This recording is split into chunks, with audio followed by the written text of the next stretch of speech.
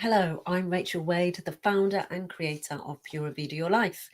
And I help people who are either doing really well in life, but they feel that they want something more, that their life is lacking in somewhat, or they've got a sense of unfulfillment, even though they thought they've achieved their goals. Or I help people where their backs are against the wall and they are in complete despair of their life. So maybe you've lost your way and need to rediscover your unique self. Well, I help people to bring their whole self into the game of life. And as a coach, I empower people to rediscover their uniqueness and achieve happiness, health, and fulfillment in their greatest life yet in all areas of their life. So why not take your first step on your journey of empowerment today and start improving your life? So welcome to this week's video around how to build strong family relationships. And I'm going to talk about that more detail in a few moments and share with you 3 golden nuggets to improve your life straight away. Number 1 is take care of your health if you hope to take care of anyone else. Number 2 is listen if you expect to be heard. And number 3 is be generous in expressing love. So, how to build strong family relationships? Well, there's nothing like family, is there? The people related to by blood and by marriage are expected to be our closest allies, our greatest sources of love and support. But too often, our interactions with family are filled with misunderstandings, resentment, bickering, and badgering. And those we know and have known best end up feeling like adversaries or strangers. And family is where our first and strongest emotional memories are made. And that's where they keep appearing. And this is why emotional intelligence succeeds where other efforts at family harmony fail. Active awareness and empathy, and the ability to be aware, accepting, and permanently attuned to ourselves and others tells us how to respond to one another's needs. So, emotional intelligence is incredibly powerful in the family unit because it puts you in control of your relationships with parents, children, siblings, in laws, extended family. When you know how to feel, you can't be manipulated by others' emotions, nor can you blame family conflict on anyone else. Most of the techniques for improving family relationships are centered around communicating your feelings to those you care about, as close relationships are centered around feeling. Without this emotional intimacy, family contact becomes a burden because no one is comfortable in spending that much time with a stranger. If you want your family members to know and accept each other lovingly, you have to begin with your own emotional honesty and openness. As I've said this before, everything starts with you. So let's explore emotional intelligence. Maybe this is something you've heard of before, or maybe this is something that's completely new to you. But picture this: we all know somebody, either at work or in our personal lives, who are really good listeners. So no matter what kind of situation they're in, they always seem to know what just to say at the right time, how to say it, so that they're not offending anyone or upsetting anyone. They're caring and considerate. And even if we don't find a solution to the problem, they usually help by others feeling hopeful and optimistic. So you might know somebody like that. We probably also know people who are masters at managing their emotions. And that's where it comes down to, really, is our emotions. They don't get angry in stressful situations, and they have the ability to look at a problem and calmly find a solution. They're excellent decision makers and they know how and when to trust their intuition, regardless of their strengths. However, they're usually willing to look at themselves honestly and take criticism well, and they know when to use to improve their performance. So people like this have a high degree of emotional intelligence. They know themselves very well, and they're also able to sense the emotional needs of others. And that's the balance. They know themselves well, but also can balance that with the emotional needs of others. So, would you like to be more like this?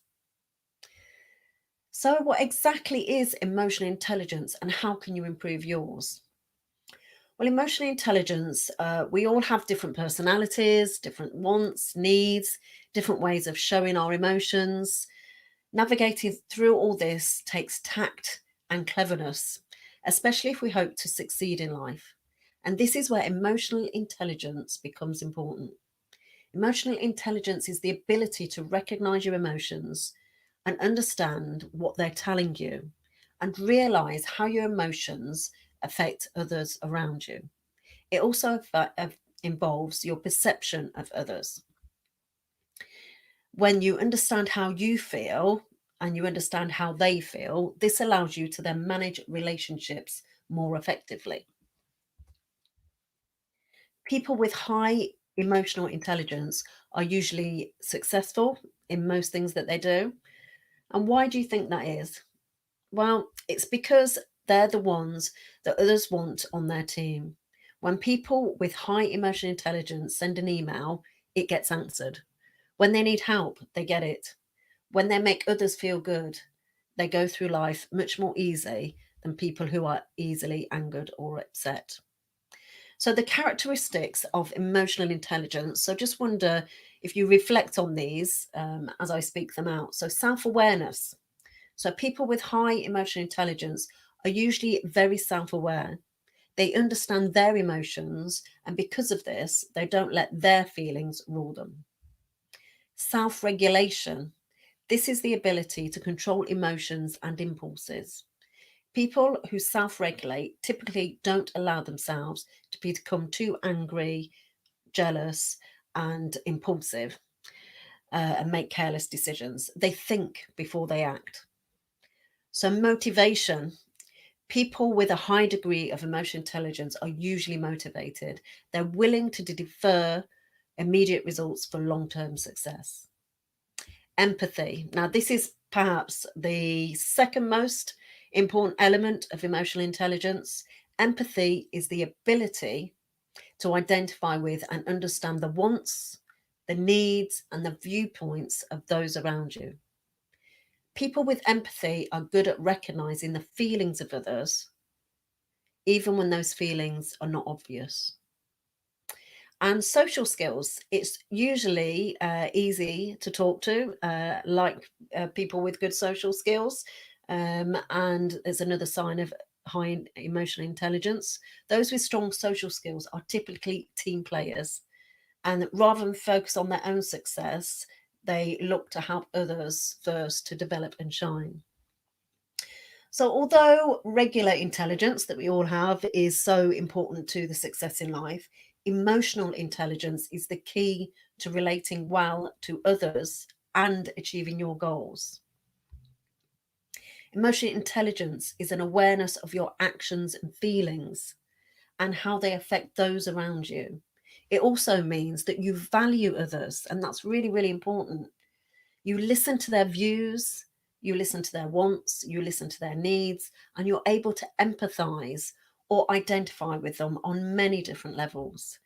It's complete art and skill. And if you can crack this, then it will make all your relationships in life improve. So, here are my three golden nuggets for building strong and healthy relationships with your family. Obviously, this can go beyond that, but for purpose of today, we're thinking about your family. So, number one, take care of your health if you hope to take care of anyone else. So, you've heard the old thing when you're on the aeroplane, if the oxygen mask drops, you put it on yourself first before anyone else. So, the more demanding of your life and your time and your family is, the more that you need to be fit in exercise and your wellness. You know, if you're not well and healthy, how can you support all the demands and efforts that you need to make in life?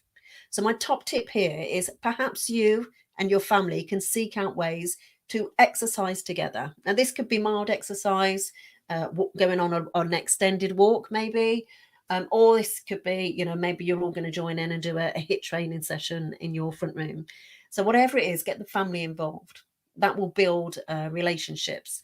Um, So number 2 is listen if you expect to be heard. Now, listening again is a great skill, and the lack of communication is the loudest complaint in most families.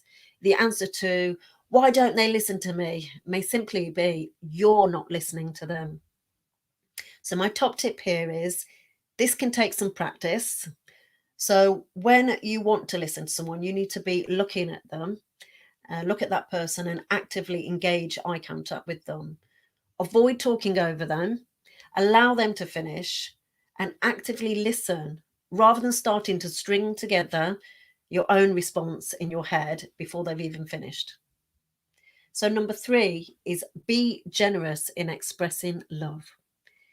Everyone in a family, especially young children, needs the emotional reassurance of loving words, gestures, and looks. Those who demand the least emotional attention may need it most. So, my top tip here is be conscious in the time that you have with your family in order to really express love. Avoid the distractions of modern technology and screens.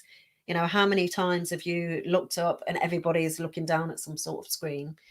Maybe even turn them off so you can really give love wholly to improve your relationships with your family. So let's summarize those golden nuggets again. Take care of your health if you hope to take care of anyone else. Listen if you expect to be heard. Be generous in expressing love. So, some food for thought and strategies to get you started. And now it's over to you to build stronger family relationships so they are deeper and more fulfilling. And if you have found this useful, please share this with anyone you know who would also benefit them along their journey in life. And I wanted to also mention the Share the Love Challenge. So if you want to ignite the power of love within you, why not join our Pura Vida Your Life Challenge, which started on the 1st of February, but it's not too late to catch up and get involved. Just go to my Facebook page, Pura Vida Your Life, or join the private group. And there's no pressure. This is just a bit of fun. We may even start a wave of love, and you just might get loved up and blissed out in the process. And wouldn't the world need a little bit more love right now? Wouldn't you agree? So thank you for joining me, and I look forward to seeing you again for next week's Pure Vida Your Life happenings for insight, inspiration, and more golden nuggets to help you live a happier and fulfilled life. I also invite you to come on a journey of empowerment with me. So sign up to Discoveries, which is my monthly newsletter, to start taking steps to improve your life today. And you can find that on my website, purevideoyourlife.com. Or why not become a Pure Vida Your Life member to discover even wider range of inspiring resources and tools. And you can sign up there on the website. So Pura Vida Your Life, it all starts with you. Until next time, Pura Vida.